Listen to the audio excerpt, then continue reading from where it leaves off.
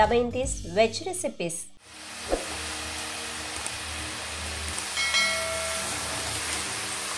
ಕರಿದ ತಿಂಡಿಯನ್ನು ಮಳೆಗಾಲದಲ್ಲಿ ತಿಂತಾ ಇದ್ರೆ ಸೂಪರ್ ಆಗಿರುತ್ತಲ್ವಾ.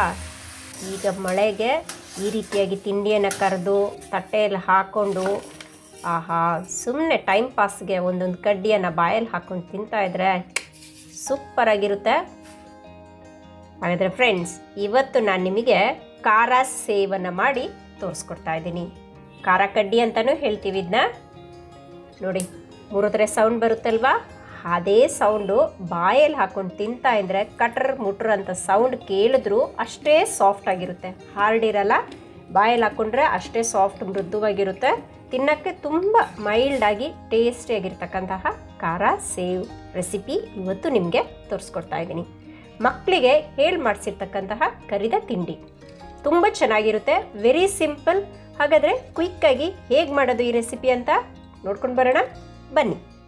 ಇಲ್ಲಿ ನಾನು 1.5 ಕಪ್ಪಷ್ಟು ಕಡಲೆ ಹಿಟ್ಟನ್ನು ತಗೊಂಡಿದ್ದೀನಿ, 1 ಟೇಬಲ್ ಸ್ಪೂನ್ ಅಕ್ಕಿ ಹಿಟ್ಟು, 1 ಟೇಬಲ್ ಸ್ಪೂನ್ ಕಾಳುಮೆಣಸು ಕುಟ್ಟಿ ಪುಡಿ ಮಾಡ್ಕೊಂಡಿದ್ದೀನಿ, 1 ಟೀ ಸ್ಪೂನ್ ಜೀರಿಗೆ, ಅರ್ಧ ಟೀ ಸ್ಪೂನ್ ಹಿಂಗು, 1 ಟೀ ಸ್ಪೂನ್ ಅರಿಶಿನ ಪುಡಿ, ಉಪ್ಪು ರುಚಿಗೆ ಎಷ್ಟು ಬೇಕು ಅಷ್ಟು. ಮೊದಲು ಒಂದು ಪಾತ್ರೆಗೆ ಕಡಲೆ ಹಿಟ್ಟನ್ನು ಹಾಕೋತಾ ಇದ್ದೀನಿ. ನಂತರ ಅರಿಶಿನ ಪುಡಿ, ಜೀರಿಗೆ, ಕಾಳುಮೆಣಸು ಹಾಕೊಂಡ್ರಲ್ಲ, ಖಾರ ಬೇಕಾದ್ರೆ ಸ್ವಲ್ಪ ಜಾಸ್ತಿನೇ ಹಾಕ್ಕೊಳ್ಳಿ. ಹಿಂಗೆ ಹಾಕೋತಾ ಇದ್ದೀನಿ. ಅಕ್ಕಿ ಹಿಟ್ಟು, ಅಕ್ಕಿ ಪುಡಿಯನ್ನು ಬಳಸ್ಕೊಂಡಿದ್ದೀನಿ. ಹಾಗೆ ನಾನಿಲ್ಲಿ ಹಿಮಾಲಯ ಪಿಂಕ್ ಸಾಲ್ಟ್ ಪುಡಿ ಹಾಕ್ಕೊಂಡಿದ್ದೀನಿ. ನೀವು ಬೇಕಾದರೆ ನಾರ್ಮಲ್ ಉಪ್ಪಿನ ಪುಡಿ ಹಾಕ್ಕೊಳ್ಳಿ. ಎಣ್ಣೆಯನ್ನು ಕಾಯಿಸ್ಬಿಟ್ಟು ಹಾಕೋತಾ ಇದ್ದೀನಿ. ಬಿಸಿ ಎಣ್ಣೆಯನ್ನು ಹಾಕ್ಕೋಬೇಕು. ಚೆನ್ನಾಗಿ ಸ್ಪೂನಲ್ಲಿ ಕಲಿಸ್ಕೊಬಿಡಿ. ಕಲಿಸ್ಕೊಂಡು ಇಲ್ಲಿ ನೋಡಿ, ಗಂಟುಗಳಿಲ್ದಿರಂಗೆ ಚೆನ್ನಾಗಿ ಸ್ಪೂನಲ್ಲಿ ಪ್ರೆಸ್ ಮಾಡ್ತಾ ಬನ್ನಿ. ಆವಾಗ ಎಲ್ಲ ಗಂಟುಗಳು ಹೊರಟೋಗುತ್ತೆ. ಎಣ್ಣೆಯಲ್ಲಿ ಚೆನ್ನಾಗಿ ಮಿಕ್ಸ್ ಆಗಲಿ. ಎಣ್ಣೆ ಇನ್ನೊಂದು ಸ್ವಲ್ಪ ಬೇಕಾದರೆ ಕಾಯಿಸ್ಕೊಂಡು ಹಾಕೋಬೋದು, ಇನ್ನೂ ರುಚಿ ಚೆನ್ನಾಗಿರುತ್ತೆ. ಎಣ್ಣೆ ಜಾಸ್ತಿ ಹಾಕಿದಷ್ಟು ತಿಂಡಿ ಸಾಫ್ಟಾಗಿ ಕ್ರಿಸ್ಪಿಯಾಗಿ ಕ್ರಂಚಿಯಾಗಿ ಬರುತ್ತೆ. ಆದರೆ ಬಿಸಿ ಎಣ್ಣೆನೇ ಹಾಕ್ಕೋಬೇಕು.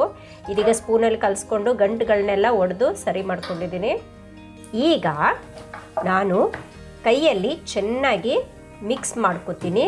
ಕೈಯಲ್ಲಿ ಮಿಕ್ಸ್ ಮಾಡಿಕೊಂಡಾಗ ನೋಡಿ, ಎಣ್ಣೆ ಹಾಕಿದಾಗ ಈ ರೀತಿಯಾಗಿ ಹಿಡಿದು ಬರಬೇಕು. ಇಲ್ಲ ಹಿಡಿದು ಬಂದಿಲ್ಲ ಅಂದರೆ ಇನ್ನೊಂದು ಸ್ವಲ್ಪ ಎಣ್ಣೆಯನ್ನು ಹಾಕ್ಕೊಂಡು ನೀವು ಚೆನ್ನಾಗಿ ಕಲಿಸ್ಕೊಳ್ಳಿ. ಎಲ್ಲೂ ಗಂಟುಗಳಿರಬಾರ್ದು. ನೋಡಿ, ಪರ್ಫೆಕ್ಟ್ ಆಗಿದೆ. ಈಗ ನಾನು ಏನು ಮಾಡ್ತೀನಿ, ಸ್ವಲ್ಪನೇ ನೀರನ್ನು ಹಾಕ್ಕೋಬೇಕು. ಜಾಸ್ತಿ ಒಂದೇ ಸತಿ ನೀರನ್ನು ಸುರ್ಕೋಬಾರ್ದು. ಒಂದು ಸ್ವಲ್ಪ ಹಾಕ್ಕೊಂಡು ಕಲಿಸ್ಕೊಳ್ಳಿ. ಈ ಹಿಟ್ಟು ಕಲಿಸ್ಬೇಕಾದ್ರೆ ಕಡಲೆ ಹಿಟ್ಟಲ್ವಾ, ಕೈಯಲ್ಲಿ ಅಂಟ್ಕೋತೆ. ಕೈಗೆ ಅಂಟ್ಕೊಂಡ್ರು ಸ್ವಲ್ಪ ನೀರು ಹಾಕ್ಕೊಂಡು ನೀವೇನು ಮಾಡಬೇಕು, ಕಲಿಸ್ತಾ ಬರಬೇಕು. ಈಗ ನಾನು ಹಿಟ್ಟನ್ನು ಮಿಕ್ಸ್ ಮಾಡಬೇಕಾದ್ರೆ ಟೇಸ್ಟ್ ಒಂದು ಸ್ವಲ್ಪ ರುಚಿ ನೋಡ್ಕೊಳ್ಳಿ. ಈಗ ಸ್ವಲ್ಪ ಉಪ್ಪು ಕಡಿಮೆ ಆಗಿತ್ತು, ನಾನೊಂದು ಸ್ವಲ್ಪ ಹಾಕ್ಕೊಂಡು ಚೆನ್ನಾಗಿ ಕಲಿಸ್ಕೊತಾ ಇದ್ದೀನಿ. ನೋಡಿ, ಸ್ವಲ್ಪನೇ ನೀರನ್ನು ಹಾಕ್ಕೊಂಡು ಕಿವುಚ್ಕೊತಾ ಇದ್ದೀನಿ. ನೋಡಿ, ಹಿಟ್ಟು ಸೇಮ್ ಚಪಾತಿ ಹಿಟ್ಟಿಗೆ ಹೇಗೆ ನೀವು ಕಣಕ ರೆಡಿ ಮಾಡ್ಕೋತೀರಾ ಹಂಗೆ ಮಾಡ್ಕೊಳ್ಳಿ. ಸ್ವಲ್ಪ ಅಂಟು ಇರುತ್ತೆ, ಏನೂ ತೊಂದರೆ ಇಲ್ಲ.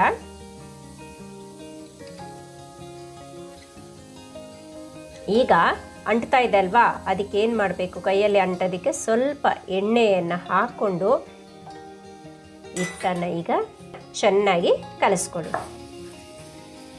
ಕಲಿಸ್ಕೊಂಡ್ರಲ್ವಾ. ಈಗ ನೋಡಿ, ಕೈಯಲ್ಲಿ ಅಂಟ್ತಾ ಇಲ್ಲ, ಒಂದು ಮುದ್ದೆ ಆಕಾರ ಬಂದಿದೆ. ಈಗ ಇದನ್ನ ಚೆನ್ನಾಗಿ ಕೈಯಲ್ಲಿ ಸ್ವಲ್ಪ ತಟ್ಕೊಳ್ಳಿ. ಈ ರೀತಿಯಾಗಿ 1-2 ಸತಿ ತಟ್ಬಿಟ್ಟು ಇಟ್ಬಿಡಿ. ಈಗ ರೆಡಿ ಆಗಿದೆ. ಹಿಟ್ಟು ರೆಡಿ ಮಾಡ್ಕೊಂಡು ಆಯಿತು. ಇವಾಗ 2 ಕೈಗೆ ಎಣ್ಣೆಯನ್ನು ಸವರ್ಕೊಂಡು ನಾನು ಸಣ್ಣ ಉಂಡೆಗಳ ಆಕಾರ ಮಾಡ್ಕೋತೀನಿ. ಇದು ನೀವು ಆಪ್ಷನ್, ಬೇಕಾದರೆ ಮಾಡ್ಕೋಬೋದು, ಇಲ್ಲ ಅರ್ಧನೇ ಕಟ್ ಮಾಡಿಕೊಂಡು ಆ ರೀತಿನೂ ಮಾಡ್ಬೋದು.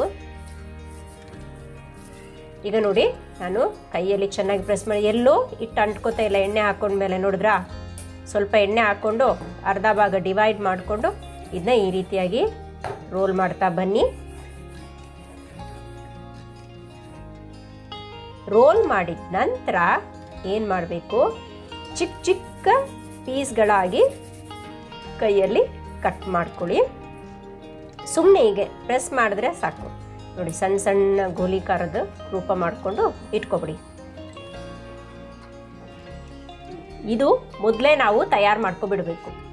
ಸಣ್ಣ ಸಣ್ಣ ಆಕಾರ ಮಾಡಿಕೊಂಡು ಆಯಿತು. ಈಗೆಲ್ಲ ರೆಡಿ ಆಗಿದೆ. ಒಂದು ಸ್ವಲ್ಪ ಸೈಡಿಗೆ ತಳ್ಳಿ ಇಟ್ಬಿಡ್ತೀನಿ. ಈಗ ಕಡ್ಡಿಗಳು ಮಾಡ್ಕೋಬೇಕಲ್ಲ ಶೇಪು, ಅದಕ್ಕೆ ಕೈಗೆ ಒಂದು ಸ್ವಲ್ಪ ಎಣ್ಣೆಯನ್ನು ಹಾಕ್ಕೊಂಡು ಚೆನ್ನಾಗಿ ಈ ಥರ ರೋಲ್ ಮಾಡ್ತಾ ಬನ್ನಿ. ಕೆಳಗಡೆ ಒಂದು ಮರದು ಯಾವುದಾದ್ರೂ ಏನಾದರೂ ಇದ್ದರೂ ಪರವಾಗಿಲ್ಲ, ನಿಮಗೆ ಕ್ಲೀನಾಗಿ ಒರೆಸ್ಕೊಂಡು ಅದ್ರ ಮೇಲೆ ಈ ರೀತಿಯಾಗಿ ರೋಲ್ ಮಾಡ್ತಾ ಬನ್ನಿ. ನೋಡಿ, ಈ ಶೇಪಲ್ಲಿ ಇರಬೇಕು. ಗುಜ್ತಾ ಬಂದರೆ ಅದಾಗೆ ಕಟ್ಟಾಗುತ್ತೆ. ನೋಡಿ, ಇಲ್ಲಿ ಇನ್ನೊಂದು ಮಾಡ್ತೀನಿ. ನೋಡಿ, ಗುಜ್ತಾ ಬನ್ನಿ, ಅದೇ ಕಟ್ಟಾಗುತ್ತೆ. ನೀವೇನು ಕಟ್ ಮಾಡೋ ಅವಶ್ಯಕತೆ ಇಲ್ಲ. ನೋಡಿದ್ರಲ್ವಾ, ಅದೇ ಪೀಸ್ ಆಗುತ್ತೆ. ಇದೇ ರೀತಿಯಾಗಿ ಮಾಡಿ. ಒಂದು ಮೀಡಿಯಂ ದಪ್ಪ ಇದ್ರೆ ಸಾಕು, ತುಂಬ ದಪ್ಪ ಮಾಡೋಕ್ಕೆ ಹೋಗಬೇಡಿ.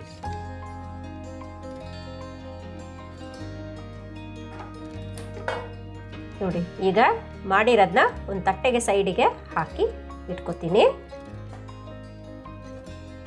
ಈ ಕಡ್ಡಿಗಳನ್ನೆಲ್ಲ ತಟ್ಟೆಯಲ್ಲಿ ಹಾಕಿ ಇಟ್ಕೊಂಡಿದ್ದೀನಿ. ಹಾಗೆ ಜಾಗ ಬೇಕಲ್ವಾ, ಅದಕ್ಕೆ ಮಿಕ್ಕಿರೋದನ್ನ ಇವಾಗ ಮಾಡ್ಕೋತೀನಿ. ಎಲ್ಲನ ಸ್ವಲ್ಪ ಸೈಡಲ್ಲಿ ಇಟ್ಕೊಂಡು ಕೈಯಲ್ಲಿ ಇರುತ್ತೆ ರೌಂಡ್ ಮಾಡಿ ಈ ರೀತಿ ಉಜ್ತಾ ಬಂದರೆ ಎಲ್ಲ ಕಡ್ಡಿಗಳು ಪಕ್ಕವಾಗಿ ರೆಡಿ ಆಗಿಬಿಡುತ್ತೆ. ನೋಡಿ, ಸುಮ್ಮನೆ ಹಿಂಗೆ ಉಜ್ತಾ ಬಂದರೆ ಸಾಕು, ಅದೇ ಕಟ್ಟಾಗುತ್ತೆ. ತುಂಬ ಸಿಂಪಲ್, ಮಾಡೋಕ್ಕೆ ತುಂಬ ಈಸಿ. ಈಗ ಸಂಜೆ ಟೈಮು ನಿಮಗೆ ಏನೋ ತಿನ್ನಬೇಕು ಅನಿಸಿದಾಗ ಈ ರೀತಿಯಾಗಿ ಮಾಡಿ ಮನೆಯವ್ರಿಗೆಲ್ಲ ಕೊಡಿ, ತುಂಬ ಇಷ್ಟಪಟ್ಟು ತಿಂತಾರೆ. ಎಸ್ಪೆಷಲಿ ಮಕ್ಕಳಂತೂ ಸುಮ್ಮನೆ ಒಂದು ಮಾಡಿಬಿಟ್ಟು ಒಂದು ಬೌಲೆಲ್ಲ ಕೊಟ್ಟರೆ ಟೈಮ್ ಪಾಸಿಗೆ ತಿಂತಾ ಇರ್ಬೋದು.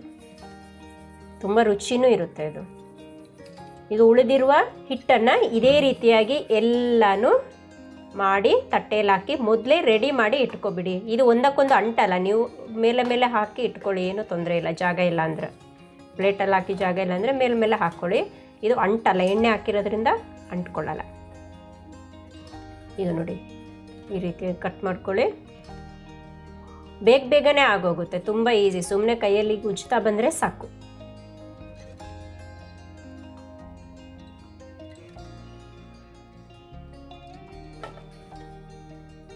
ಓಕೆ, ಆಲ್ಮೋಸ್ಟ್ ಸುಮಾರಾಗಿ ಮಾಡಿ ಇಟ್ಟಿದ್ದೀನಿ ನಾನು.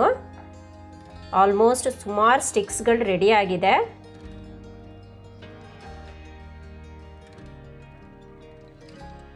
ಮಾಡಿ ತಟ್ಟೆಯಲ್ಲಿ ಹಾಕೋತಾ ಇದ್ದೀನಿ. ಈ ರೀತಿಯಾಗಿ ಆಕಾರ ನಿಮ್ಗೆ ಯಾವ ಶೇಪ್ ಬೇಕಾದರೂ ಮಾಡ್ಕೋಬೋದು. ನಾವು ಸೇಲ್ ಸ್ಟಿಕ್ಸ್ ಮಾಡ್ತಾ ಇರೋದು, ಹಾಗಾಗಿ ನಾನು ಉದ್ದುದ್ದಕ್ಕೆ ಮಾಡ್ತೀನಿ. ಇದು ತುಂಬಾ ಸುಲಭ ಮಾಡೋದಕ್ಕೆ, ಬೇಗನೆ ಕೆಲಸ ಮುಗಿದೋದು. ನೋಡಿ, ಈ ದಪ್ಪದಲ್ಲಿ ಇರಬೇಕು. ನೋಡಿದ್ರಲ್ಲ, ಇಷ್ಟು ದಪ್ಪ ಇರಬೇಕು. ಈ ರೀತಿಯಾಗಿ ಎಲ್ಲನೂ ನಾನು ರೆಡಿ ಮಾಡ್ಕೊತೀನಿ. ನೋಡಿ, ಇಷ್ಟು ಶೇಪ್ ಇಷ್ಟು ಉದ್ದಕ್ಕೆ ಮಾಡ್ಕೊಳ್ಳಿ.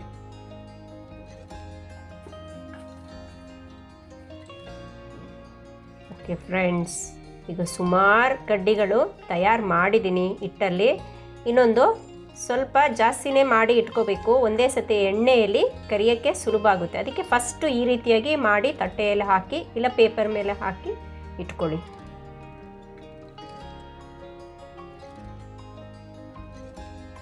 ಅದಕ್ಕೆ ಮುಂಚೆ ಮೊದಲೇ ನೀವು ಬಾಣಲೆಯಲ್ಲಿ ಎಣ್ಣೆಯನ್ನು ಕಾಯೋಕ್ಕೆ ಸಿಮ್ಮಲ್ಲಿ ಕಾಯೋಕ್ಕೆ ಇಟ್ಕೋಬೇಕು. ಎಣ್ಣೆ ಚೆನ್ನಾಗಿ ಕಾದಿರಬೇಕು. ನೋಡಿ, ಆಲ್ಮೋಸ್ಟ್ ಎಲ್ಲ ಕಡ್ಡಿಗಳನ್ನ ತಯಾರು ಮಾಡಿ ಈಗ ಮೇಲೆ ಹಾಕಿ ಇಟ್ಕೊಂಡಿದ್ದೀನಿ. ಈಗ ಎಣ್ಣೆ ಕಾಯೋಕ್ಕೆ ಇಟ್ಟಿದ್ದೆ ನಾನು ಮೊದಲೇ. ಎಣ್ಣೆ ಚೆನ್ನಾಗಿ ಕಾದಿರಬೇಕು. ಕಾದ ನಂತರ ಒಂದು ಸ್ವಲ್ಪ ಚೆಕ್ ಮಾಡೋಣ. ಫಸ್ಟು ಕಡ್ಡಿ ಕಾದಿದೆಯಾ ಅಂತ ಹಾಕಿ ನೋಡಿದ್ರೆ ಗೊತ್ತಾಗುತ್ತೆ ಕಾದಿದೆ. ಈಗ ಎಲ್ಲ ಕಡ್ಡಿಗಳನ್ನ ಸ್ವಲ್ಪನೇ ಹಾಕ್ಕೊಂಡು ಫ್ರೈ ಮಾಡೋಕ್ಕೆ ಹಾಕೋತಾ ಇದ್ದೀನಿ. ಎಲ್ಲೆಲ್ಲಿ ಗ್ಯಾಪ್ಗಳಿದ್ದಾವೆ ಅಲ್ಲೆಲ್ಲ ಕಡ್ಡಿಗಳನ್ನ ಹಾಕೋತಾ ಬನ್ನಿ.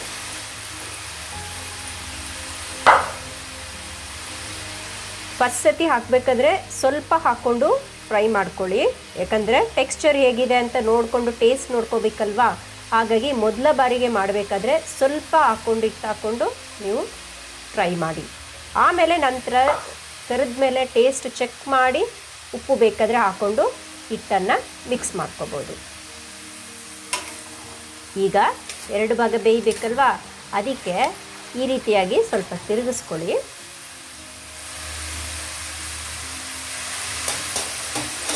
ಚೆನ್ನಾಗಿ ಎಣ್ಣೆಯಲ್ಲಿ ಫ್ರೈ ಆಗಬೇಕು. ಫ್ರೈ ಆದಮೇಲೆ ಇದು ಸೌಂಡ್ ಬರುತ್ತೆ, ಒಂಥರ ಚೆನ್ನಾಗಿ ಕರೆದಿರುವ ಸೌಂಡ್ ಬರುತ್ತೆ.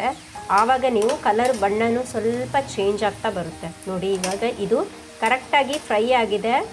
ಕ್ರಿಸ್ಪಿನೆಸ್ ಸೌಂಡ್ ಬರುತ್ತೆ, ಎಣ್ಣೆಯಲ್ಲಿ ಕರೆದಿದ್ದು ಗೊತ್ತಾಗುತ್ತೆ. ಅಲ್ಲಿವರೆಗೆ ಫ್ರೈ ಮಾಡಬೇಕು. ಈಗ ಆಲ್ಮೋಸ್ಟ್ ರೆಡಿ ಆಗಿದೆ, ತೆಗಿತಾ ಇದ್ದೀನಿ. ನೋಡಿ ಕಲರು ತುಂಬ ಚೆನ್ನಾಗಿದೆ, ಹಾಗೆಯೇ ಕ್ರಿಸ್ಪಿಯಾಗಿ ಇರುತ್ತೆ.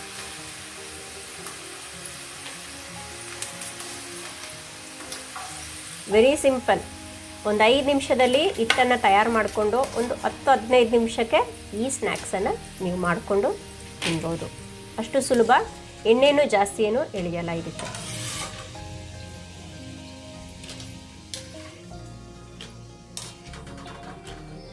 ಓಕೆ, ಈಗ ಸೇವ್ ಸ್ಟಿಕ್ ರೆಡಿ ಆಗಿದೆ. ಎಣ್ಣೆಯಿಂದ ಎಲ್ಲ ತೆಗೆದಾಗಿದೆ ನೋಡಿ, ಸೂಪರ್ ಅಲ್ವಾ?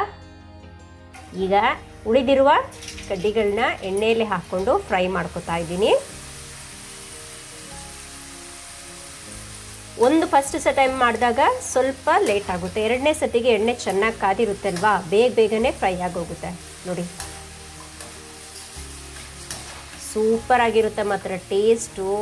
ಸುಮ್ಮನೆ ನೀವು 1-2 ಕಡ್ಡಿಗಳನ್ನ ಆ ಕಡೆ ಈ ಕಡೆ ಹೋದಾಗ ಮಕ್ಕಳು ಆಟ ಆಡಿ ಬಂದು ಕೇಳಿದಾಗ ಈ ರೀತಿಯಾಗಿ ಮಾಡಿಕೊಡಿ, ಅವರು ತುಂಬಾ ಇಷ್ಟಪಟ್ಟು ತಿಂತಾರೆ. ಚೆನ್ನಾಗಿದೆ ಅಲ್ವಾ? ಹೇಗೆ ಮಾಡೋದು ಅಂತ ನೋಡ್ಕೊಂಡ್ರಲ್ವಾ? Very simple. ಮೇಯ್ನಾಗಿ ನೀವು ಹಿಟ್ಟು ಕಲಿಸ್ಕೋಬೇಕಾದ್ರೆ ಸ್ವಲ್ಪ ಪಾಕನ ಚೆನ್ನಾಗಿ ನೋಡ್ಕೊಂಡು ಮಾಡಿದ್ರೆ ಪರ್ಫೆಕ್ಟಾಗಿ ಕ್ರಂಚಿನೆಸ್ ಇರುತ್ತೆ, ಸಾಫ್ಟಾಗಿರುತ್ತೆ. ಬಾಯಲ್ಲಿ ಹಾಕಿದ್ರೆ ಅಷ್ಟೇ ಮೆಲ್ಟ್ ಆಗುತ್ತೆ, ಅಷ್ಟು ಚೆನ್ನಾಗಿರುತ್ತೆ. ಒಂದು ಒಳ್ಳೆ ಕರಿದ ತಿಂಡಿ. ನಾನು ನಿಮಗೆ ಹೇಗೆ ಮಾಡೋದು ಅಂತ ತೋರಿಸ್ಕೊಟ್ಟಿದ್ದೀನಲ್ವಾ? ಎಣ್ಣೆ ಮಾತ್ರ ಸಿಮ್ಮಲ್ಲಿ ಇಟ್ಟುಕೊಂಡು ಚೆನ್ನಾಗಿ ಕಾಯಿಸ್ಕೊಂಡಿರಬೇಕು, ಓಕೆನಾ? ಅದ್ರ ನಂತರ ಏನೇನು ಎಷ್ಟೆಷ್ಟು ಪ್ರಮಾಣದಲ್ಲಿ ಹಾಕೋಬೇಕು ಅನ್ನೋದನ್ನು ತೋರಿಸ್ಕೊಟ್ಟಿದ್ದೀನಿ. ನೋಡಿಕೊಂಡು ಖಂಡಿತವಾಗ್ಲೂ ಟ್ರೈ ಮಾಡಿ. ಹಾಗೆ ಟ್ರೈ ಮಾಡಿರೋದು ಮಾತ್ರ ಅಲ್ಲ, ಮನೆಯಲ್ಲಿ ಎಲ್ಲರೂ ತಿಂದು ಹೇಗಿತ್ತು, ನಿಮಗೆ ಮನೆಯವ್ರಿಗೆಲ್ಲರೂ ಇಷ್ಟ ಆಯಿತಾ ಅಂತ ನನಗೆ ಕಮೆಂಟ್ ಮೂಲಕ ತಿಳಿಸಿ. ಫಟಾಫಟ್ ಸಿಂಪಲಾಗಿ ಒಂದು ಸ್ನ್ಯಾಕ್ಸನ್ನು ನಿಮಗೆ ಹೇಳ್ಕೊಟ್ಟೆ. ಹಾಗಾದರೆ ಖಂಡಿತವಾಗ್ಲೂ ಇವತ್ತೇ ನೀವು ಟ್ರೈ ಮಾಡಿ. ಇಂಗ್ರೀಡಿಯೆಂಟ್ಸ್ ಎಲ್ಲ ಮನೇಲೇ ಆಲ್ಮೋಸ್ಟ್ ಎಲ್ಲರ ಮನೇಲಿ ಇರುತ್ತೆ. ಅದೇ ಇಂಗ್ರೀಡಿಯೆಂಟ್ಸ್ನ ಬಳಸ್ಕೊಂಡು ನೀವು ಟ್ರೈ ಮಾಡಿ, ಹಾಗೆ ಕಮೆಂಟ್ ಕೂಡ ಮಾಡಿ. ನನ್ನ ಈ ರೆಸಿಪೀಸ್ ಇಷ್ಟ ಆಗಿದರೆ ಲೈಕ್ ಮಾಡಿ, ಶೇರ್ ಮಾಡಿ. ಹಾಗೆ ಈ ರೀತಿಯಾದ ಡಿಫ್ರೆಂಟಾಗಿ ಟೇಸ್ಟಿಯಾಗಿರ್ತಕ್ಕಂತಹ, ಈಸಿಯಾಗಿ ಕ್ವಿಕ್ಕಾಗಿ ಮಾಡ್ತಕ್ಕಂತಹ ರೆಸಿಪೀಸ್ ಬೇಕು ಅಂದರೆ ದಮಯಂತೀಸ್ ವೆಜ್ ರೆಸಿಪೀಸ್ ಚಾನಲ್ನ ಸಬ್ಸ್ಕ್ರೈಬ್ ಮಾಡಿ. ಹಾಗೆ ಎಲ್ಲರಿಗೂ ಶೇರ್ ಮಾಡಿ ನಿಮ್ಮ ಫ್ಯಾಮಿಲಿ ಫ್ರೆಂಡ್ಸ್ಗಳಿಗೆ. ಇನ್ನೊಂದು ಹೊಸ ಡಿಫ್ರೆಂಟ್ ಆಗಿರತಕ್ಕಂಥ ರೆಸಿಪೀಸ್ ಒಂದಿಗೆ ಮತ್ತೆ ಸಿಗ್ತೀನಿ. ವಿಡಿಯೋ ನೋಡಿದ್ದಕ್ಕೆ ಧನ್ಯವಾದ.